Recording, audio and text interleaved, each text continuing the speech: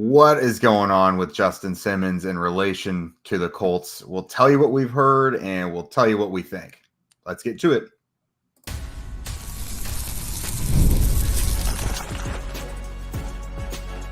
You are Locked On Colts, your daily Indianapolis Colts podcast. Part of the Locked On Podcast Network, your team every day. All right. Thanks for tuning in and making us your first listen of the day. This is your daily podcast covering your Indianapolis Colts, part of the Locked On Podcast Network, your team every day. And today's show is brought to you by our pals over at FanDuel. Make every moment more. As the playoffs wind down, the sports stop sporting like we want them to. But this summer, FanDuel is hooking up everybody. All customers, you guys get a boost or a bonus daily. That's right. There's something for everyone every day, all summer long. Just visit FanDuel.com to get started.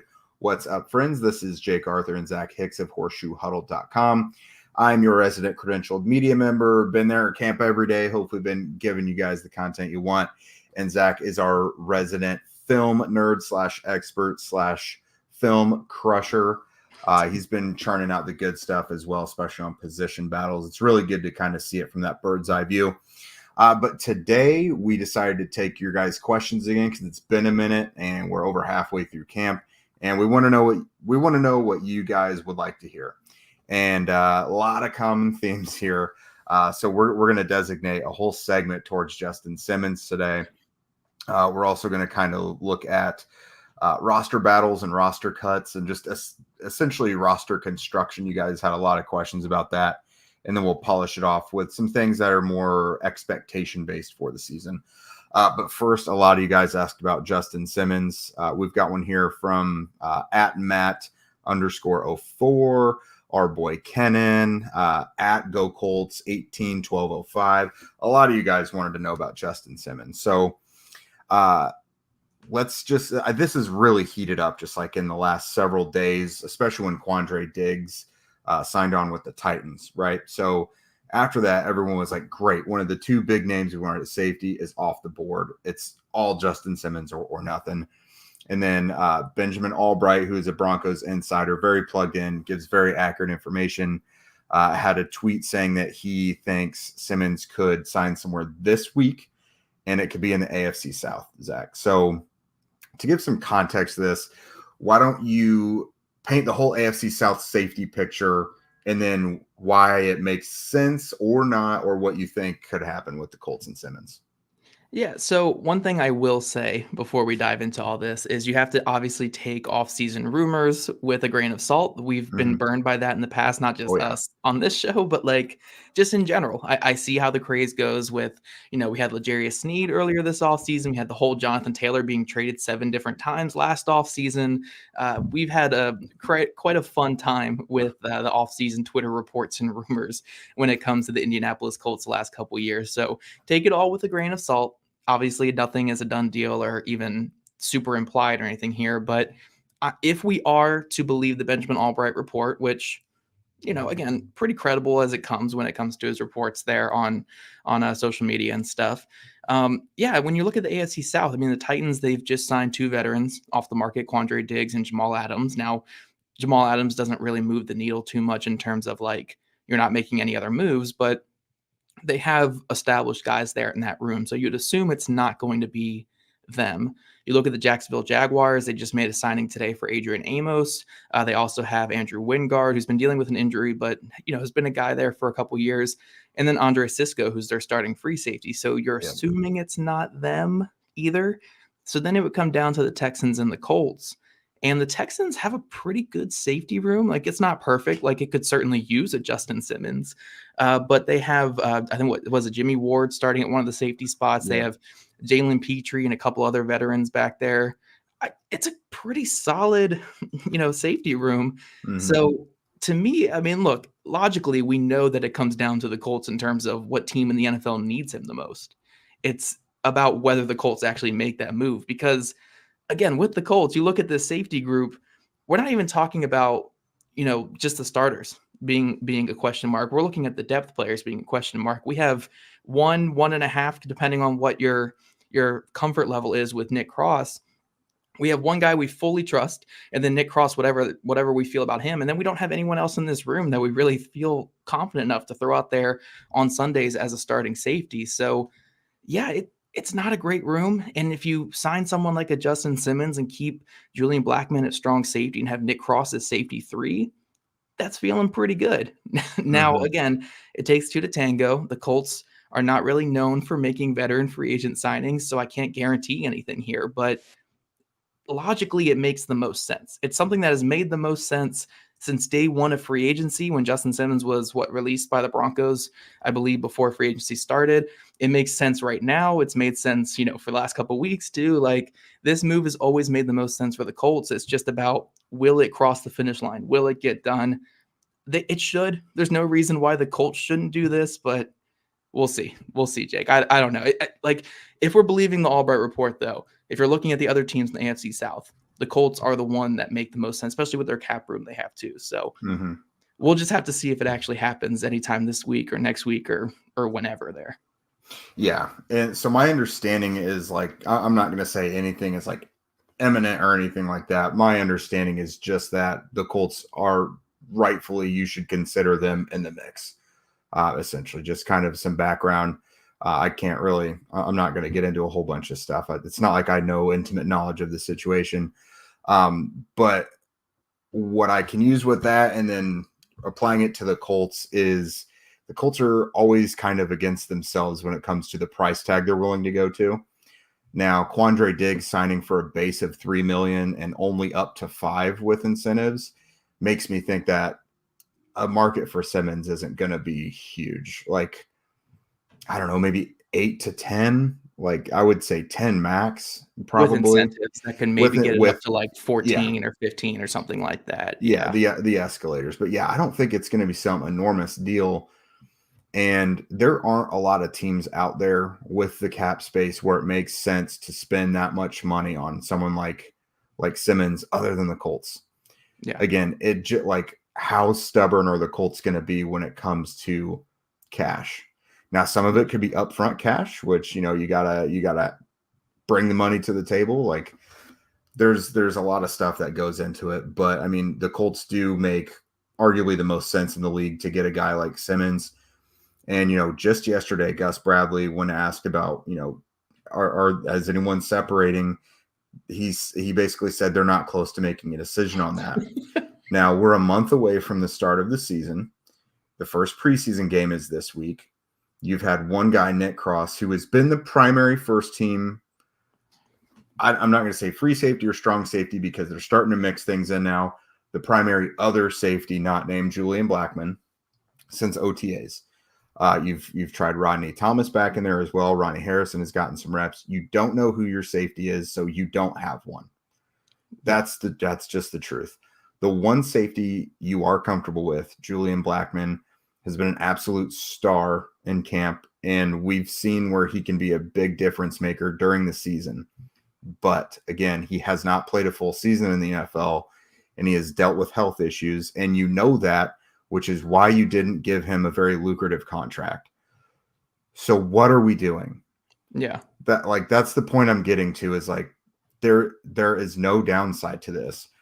Ballard has said before, we don't want to do a thing where we give a big contract to an outside free agent who the rest of the locker room has to look and see, like, this guy doesn't even work hard. Like, you gave all this money to this guy.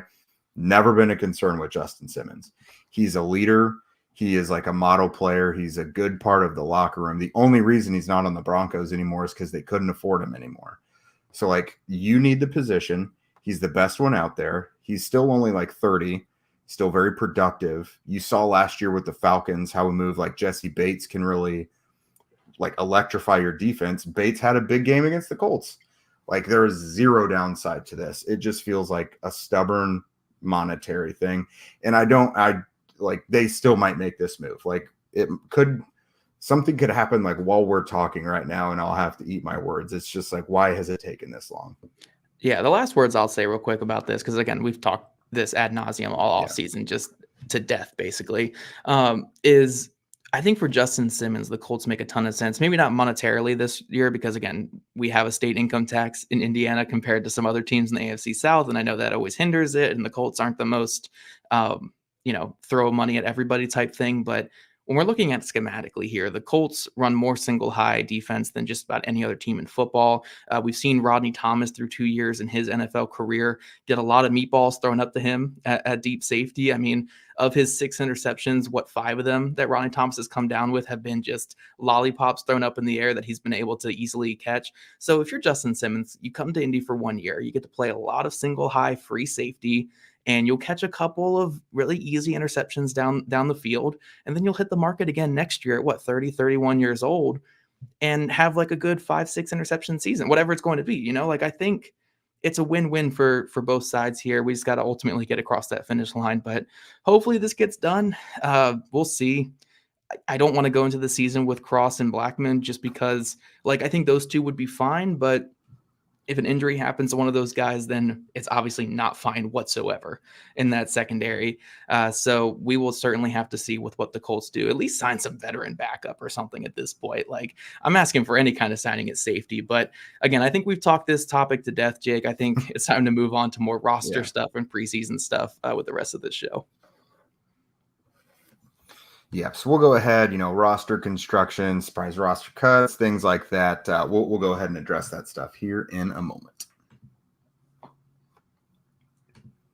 I love sports, you guys. I love them so much that I never want them to stop. But as the playoffs wind down, we get fewer games. Obviously, you got baseball, and we're lucky enough to have the Olympics, once in every four years. But, basketball is over. The WNBA had a long break. Hockey's over. But FanDuel, it never stops over there. They keep the sports going whenever I want. All I got to do is open up the app and dream up any bet when I'm in the mood. And this summer, FanDuel's hooking up everybody. All customers get a boost or a bonus daily. That's right. There's something for everyone every day, all summer long. Just head over to FanDuel.com and start making the most out of your summer. FanDuel, official sports betting partner of Major League Baseball.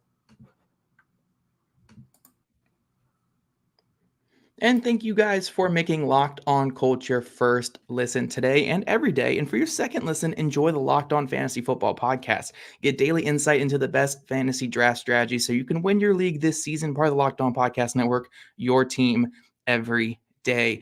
All right, Jake, we're here talking roster cuts, roster decision-making, and that's obviously what this offseason is about. So outside of Anthony Richardson talk, which we know drives most of our shows and stuff here, the other talk really is how the Colts are going to shape this roster in terms of cut downs, in terms of position battles, what kind of decisions are they making at key spots.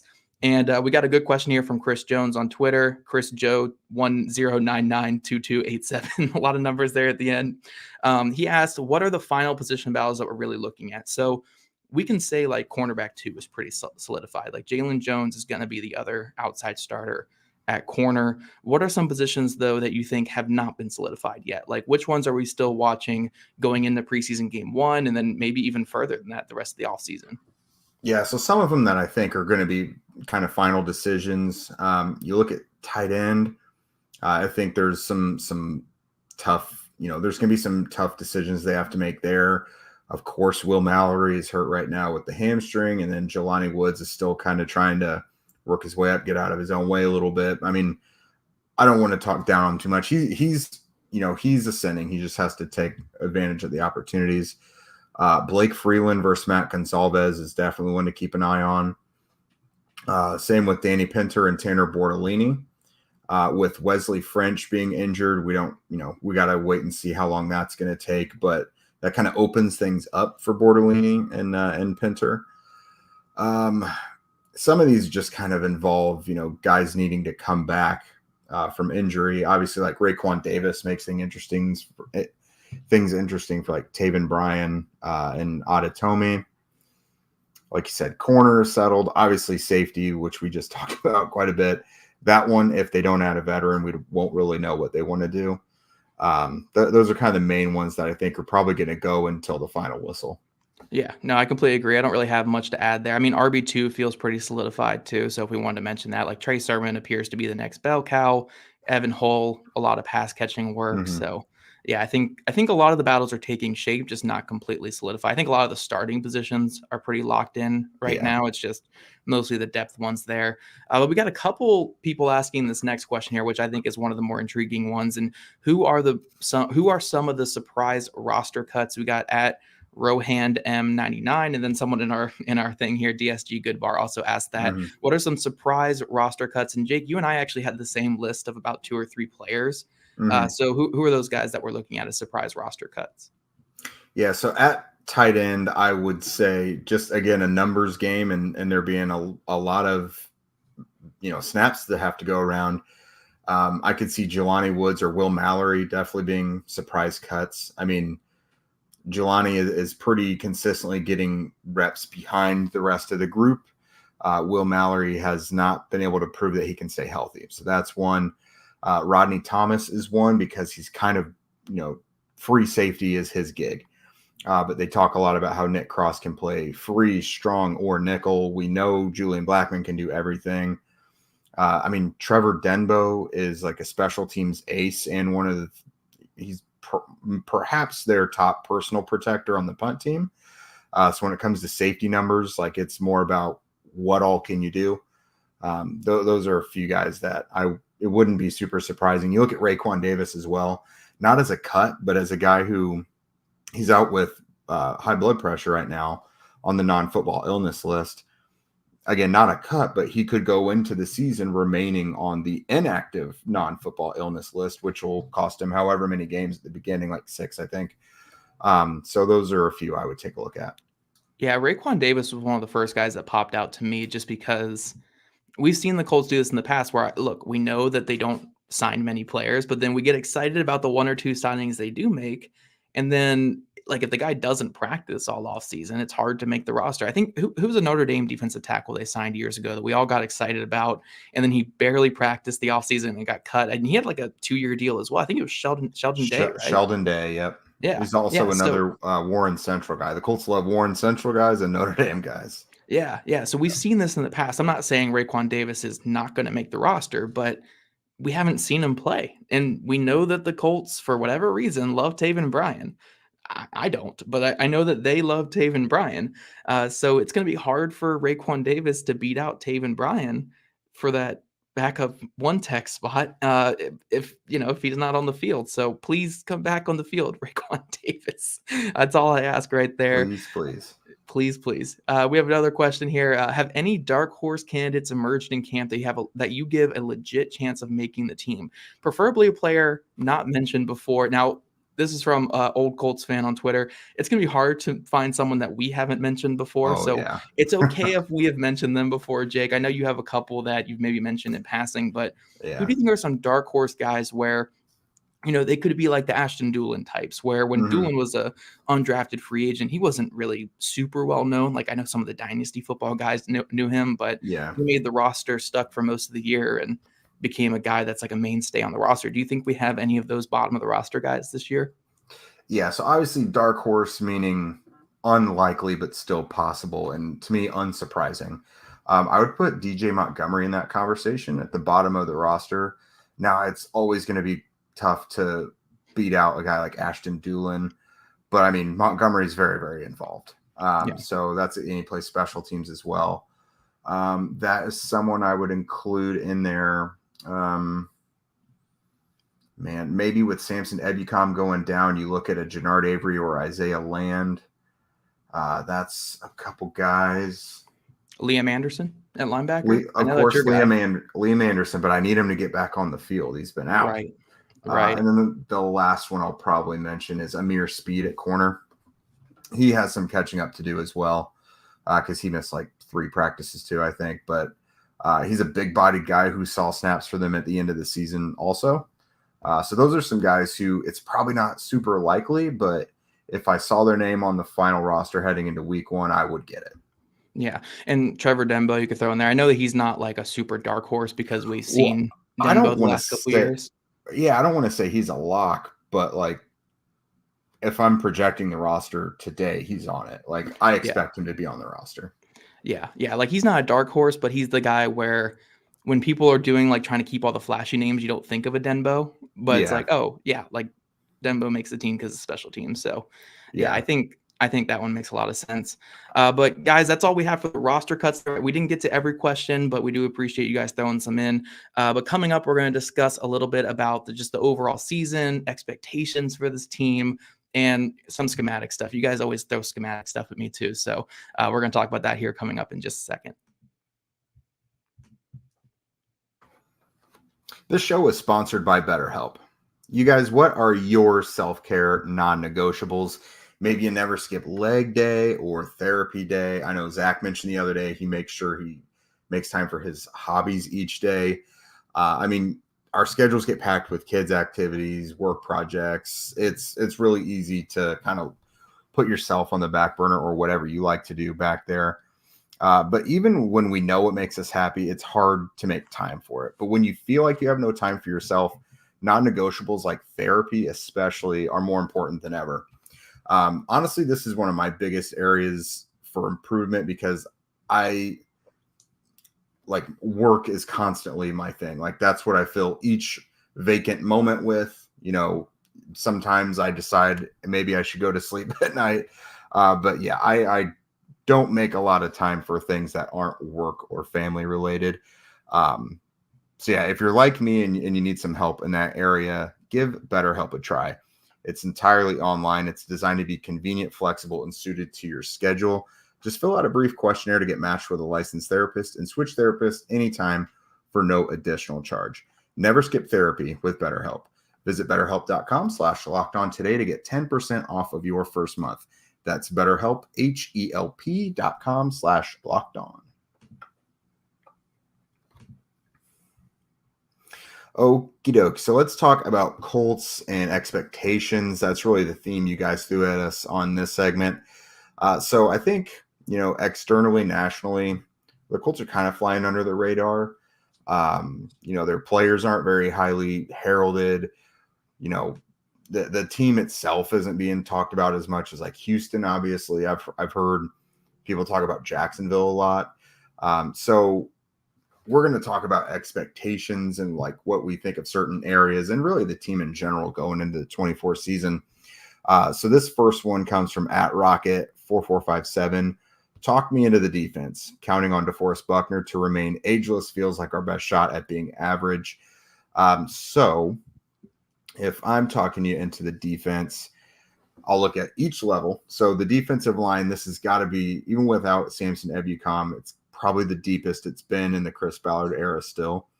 It's a group that's coming off of Indy era 51 sack record. If you look at the linebackers, the last 2 years, they've had to kind of figure out this Shaq Leonard conundrum. How much do we play him? Is he here? Is he healthy? What can we do? When is he going to look like himself? They don't have that this year. They know it's EJ Speed, who they absolutely love, and they know it's Zaire Franklin. So they don't have to figure that out. And then at corner, they went young, which means these guys should still be getting better. At safety, you have an absolute stud in Julian Blackmon.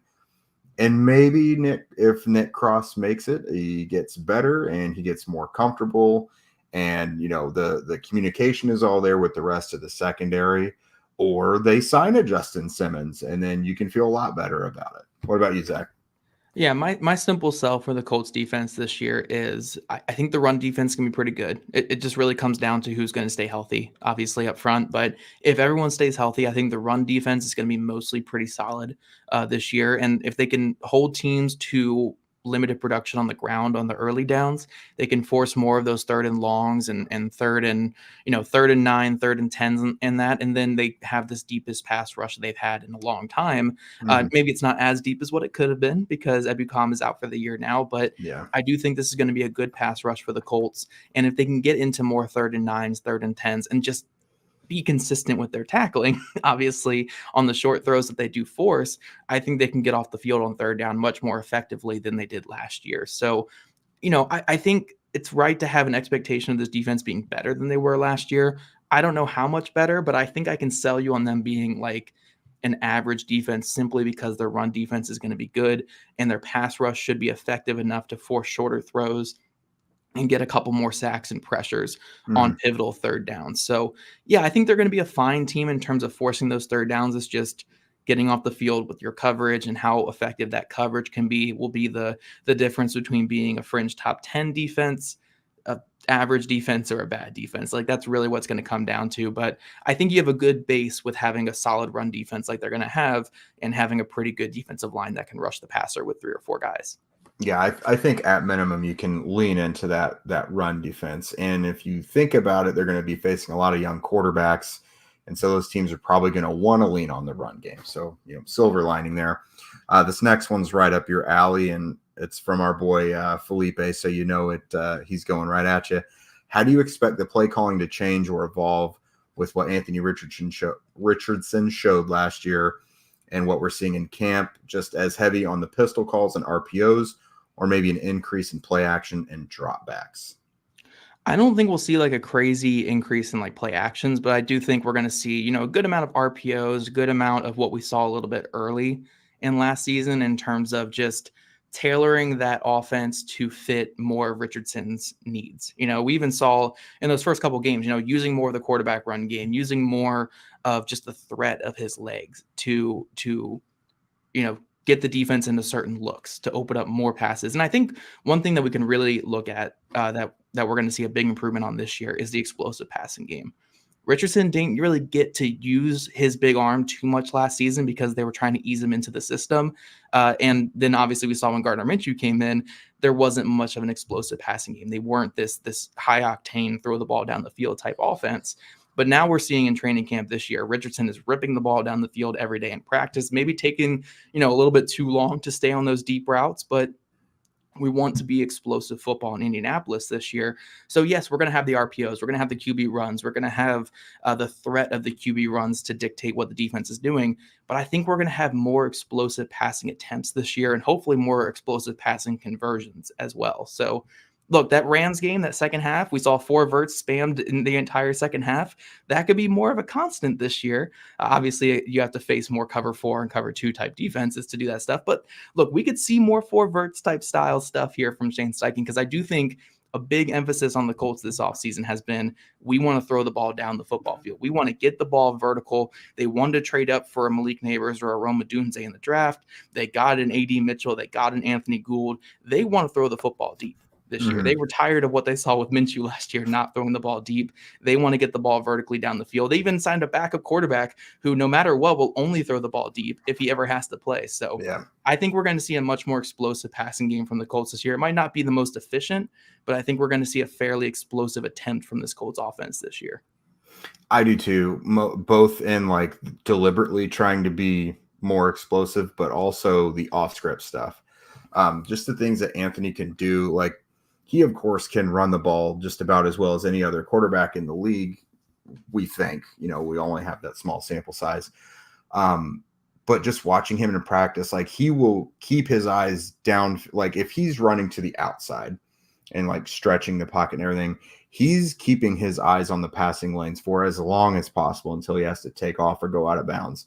And, him going out of bounds, that can suck up some of the attention from the secondary, leaving an Alec Pierce wide open or so. Like, a lot of the off-script stuff that maybe wasn't intended to be deep shots, I think there will be more organic explosives involved in the offense this year. But also, of course, like, they're trying to get more explosive too. So just all around, the ingredients are there for them to be a more vertical offense.